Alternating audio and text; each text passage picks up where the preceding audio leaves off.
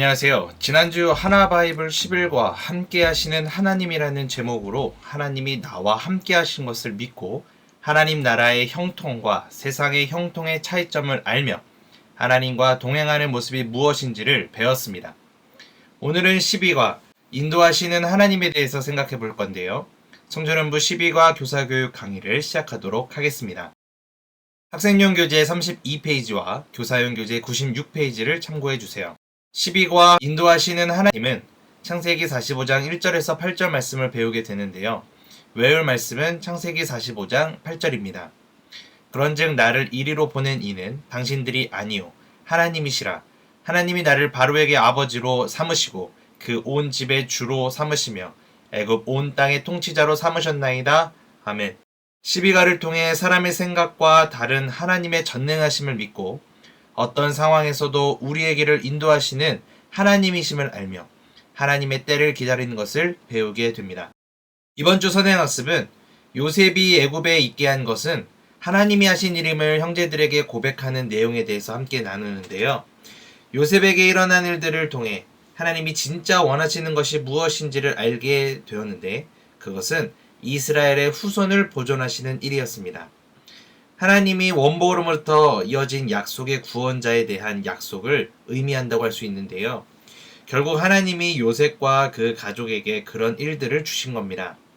그것을 알게 된 요셉이 형들에게 자신이 만난 하나님을 소개해주고 관계에 대한 어려움을 해결하게 된 것을 배우게 되는 거죠. 그래서 오늘의 키워드는 계획 인도입니다. 오늘 성경 공부의 학습 포인트로 하나님은 단 한 번도 실수하지 않으시고 우리를 선한 길로 이끄심을 기억하며 나의 모든 인생이 하나님의 계획하심에 있다는 것을 알게 하는 것입니다. 이제 앱에 있는 주중신앙 점검사항을 확인하고 오늘 들은 말씀을 단어나 문장으로 정리하여 서로 발표해 봅니다. 그리고 나서 숲을 만나다로 넘어가겠습니다. 오늘 본문에서 요셉은 어떤 고백을 했나요? 하나님이 큰 구원으로 당신들의 생명을 보존하고 당신들의 후손을 세상에 두시려고 나를 당신들보다 먼저 보내셨나니 그런즉 나를 이리로 보낸 이는 당신들이 아니요 하나님이시라. 하나님이 나를 바로에게 아버지로 삼으시고 그 온 집의 주로 삼으시며 애굽 온 땅의 통치자로 삼으셨나이다. 아멘. 창세기 45장 7절에서 8절 말씀을 고백했죠. 요셉은 이 모든 상황이 하나님의 인도하심임을 굳게 신뢰했습니다. 하나님을 믿었기에 이토록 소중한 고백을 할 수 있었던 요셉과 같이 우리도 하나님을 향해 놀라운 고백을 나누면 좋겠습니다. 이제 하나님의 인도하심에 대해 구체적으로 살펴보겠는데요. 먼저 나무를 보다 영상을 통해 말씀을 현실에 적용하겠습니다. 때로 우리는 어디를 어떻게 가야 할지 모를 때가 있죠.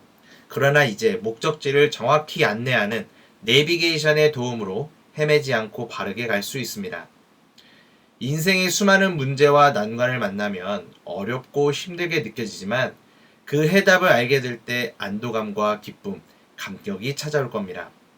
모든 문제의 해답이 되시는 능력의 하나님이 나의 모든 길을 인도해 주신다면 얼마나 든든할까요? 우리 삶을 인도하시는 하나님을 신뢰하기를 소망합니다. 결국 언제 어디서나 하나님의 인도하심을 믿고 따라가야 함을 짚어주어야 합니다. 이제 열매를 맺다 질문을 통해 인도하시는 하나님에 대해서 좀 더 생각해 보겠습니다. 우선 12가 해설을 살펴보겠습니다. 12가를 통해 우리는 요셉의 인생에서 역사하신 하나님을 만나게 됩니다. 하나님은 인간의 죄와 악을 선으로 바꾸셨고 요셉을 사용하셔서 야곱 가족과 그 후손의 생명을 보존하셨습니다. 요셉이 뛰어나고 유능해서 애굽의 총리가 된 것이 아니죠. 매 순간 역사하신 하나님으로 인해 요셉과 그의 가정과 온 이스라엘이 복을 받게 되었습니다.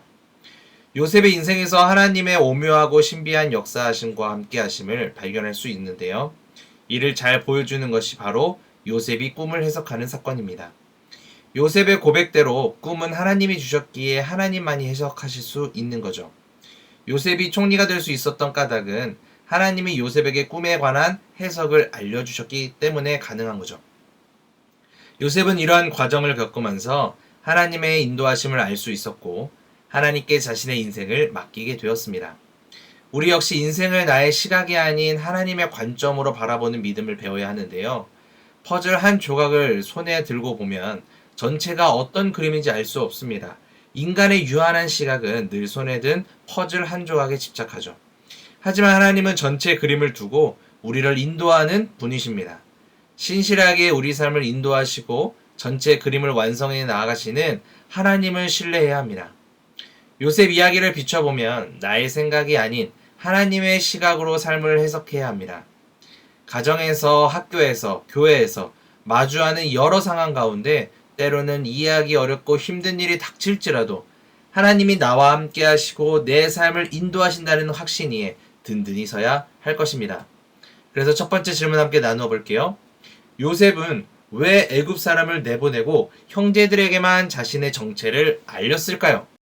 애굽의 권력자로서 애굽 백성 앞에서 눈물을 보이고 싶지 않았으리라 짐작할 수 있습니다. 지난 수십 년 동안 형제 사이를 갈라놓은 갈등과 상처를 해소하고 치유하는 순간을 외부인에게까지 보여주고 싶지는 않았으리라 생각합니다.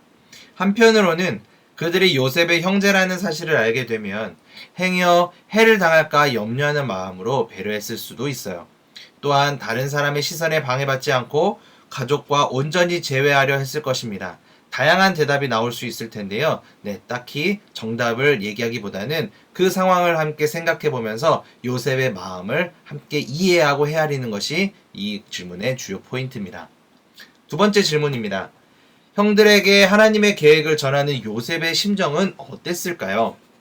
요셉은 어린 시절부터 하나님을 섬겼음에도 불구하고 힘들고 어려운 인생의 터널을 지나왔습니다.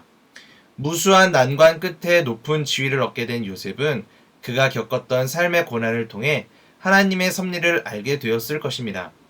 그리고 두 번에 걸친 형제들과의 재회를 통해 자신의 삶을 향한 하나님의 분명한 목적, 그것을 알게 되었고요. 하나님이 자신과 항상 함께 하셨으며 지금까지 인도하셨음을 명료히 깨달았습니다. 그럼에도 불구하고 자신의 지난 시간을 받아들이기가 쉽지는 않았을 거예요. 그러나 요셉은 무엇보다 하나님을 신뢰하는 사람이기에 이러한 고백을 할 수 있었습니다. 힘들었던 과거를 이해하게 되고 어려운 시기에도 하나님이 함께 하셨음을 알게 된 그는 이러한 하나님의 인도하심을 형제들 앞에서 고백합니다. 이제 내 삶의 목적을 이루었다는 안도감과 하나님의 인도하심을 누리고 있다는 기쁨과 감격이 차올랐을 거예요. 자, 그렇다면 우리의 삶을 인도하시는 하나님을 신뢰하며 오늘 내가 해야 할 기도는 무엇인가요? 함께 나누고 서로를 위해 기도합시다. 하나님은 오늘도 우리 한 사람 한 사람의 인생을 인도하고 계십니다. 현재 나에게 하나님의 인도하심이 필요한 영역이 있다면 또는 하나님의 인도하심을 느끼지 못하는 삶의 영역이 있다면 지금 하나님을 신뢰하며 맡겨드려야 합니다. 학생들은 자신의 처한 상황과 삶에 대한 두려움과 불안함이 많습니다. 자신 안에 이야기를 나누고 답할 수 있도록 인도합니다. 또한 교회와 세상을 바라보며 기도할 제목을 생각하고 발표하게 합니다. 그리고 그것들을 위해서 간절히 기도하는 오늘 성경 공부 시간이 되었으면 좋겠습니다. 추가 질문할 수 있는데요. 여러분은 지금 어떤 상황에 있나요? 지금 맞닥뜨린 어려움은 없나요? 그 어려움을 위해 우린 어떻게 대처해야 할까요? 하나님은 언제나 우리를 이끌어 주시는 분입니다. 어떠한 상황이라도 하나님이 나를 이끄심을 확신하고 대답할 수 있도록 격려하며 하나님의 인도를 따르는 인생이 되기를 소망합니다. 이제 열매를 맺다 해서 배운 내용을 토대로 더하나 바이블 한 문장을 읽어보겠는데요. 하나님은 나의 인생을 인도하십니다. 교사가 성경 공부 준비하면서 정리한 내용을 학생들에게 소개했으면 좋겠어요. 이렇게 정리해봅니다. 인생을 인도하시는 하나님을 믿고 두려움과 절망을 평안과 소망으로 바꾸어야 합니다. 이제 배운 내용을 한 주간 세상에서 실천할 수 있도록 길을 걷다 미션을 부여합니다. 이번 한 주간 우리가 함께할 미션은 스마트폰 화면을 말씀 배경으로 설정하고 아침마다 묵상하는 겁니다. 우선 어떤 말씀을 스마트폰 배경으로 설정할지 찾아봅니다. QR코드를 찍어 제공된 말씀 카드를 배경으로 설정하는 것도 괜찮아요. 그리고 여러분이 어려운 일을 만날 때 하나님을 가장 먼저 찾을 수 있도록 말씀을 가까이 하는 훈련을 이번 한 주간 해내는 것입니다. 혹시 지난주 추가 미션으로 세상의 형통과 하나님 나라의 형통의 다름을 어떻게 드러낼 수 있는지 생각해 보기로 했는데 하나님과 늘 함께하는 것이 곧 형통임을 깨닫고 삶으로 증명해내어 살아가기로 결단한 친구들과 이 추가 미션을 하셨다면 함께 나누어 보는 시간을 꼭 갖도록 해주세요. 형통이란 내가 있어야 할 자리에 있는 거, 결국 기도하는 그 자리에 있는 거, 하나님과 함께하는 그 자리에 있는 거죠. 네, 그것을 함께 서로 나누어 보면 좋겠습니다. 그 후에 오늘의 추가 미션도 부여할 수 있는데요. 힘들고 어려운 일이 생길 때마다 하나님이 나와 함께 하신다 하고 외쳐보는 겁니다. 이제 선생님들의 주중 신앙생활을 돕는 팁을 소개하겠습니다. 지금 자신을 가장 불안하게 하는 요소가 무엇인지 알고 그것을 위해 기도하는 습관을 들일 수 있도록 격려해 주세요. 모든 계획을 뛰어넘는 하나님의 계획하심이 우리 삶을 주관함을 기억하게 해주세요. 매일 한 명씩 기도문을 작성하여 SNS나 문자로 보내주세요. 함께 기도하며 하나님의 인도하심을 간구하는 한 주가 되기를 바랍니다. 이로써 12과 인도하시는 하나님 내용을 살펴보았는데요. 함께 기도하고 마치도록 하겠습니다. 우리의 모든 것을 아시는 하나님 아버지, 우리의 삶이 오직 하나님께만 있음을 고백합니다. 하나님이 내 삶을 이끌어 주신 것 같이 우리도 하나님을 온전히 믿고 신뢰하며 살아가도록 도와주세요. 늘 하나님의 신실하심과 성실하심을 믿고 신뢰하여 오직 하나님을 따를 수 있도록 인도해 주세요. 더 좋은 것으로 응답하실 하나님의 때를 기다리며 우리에게 역사하실 하나님을 소망합니다.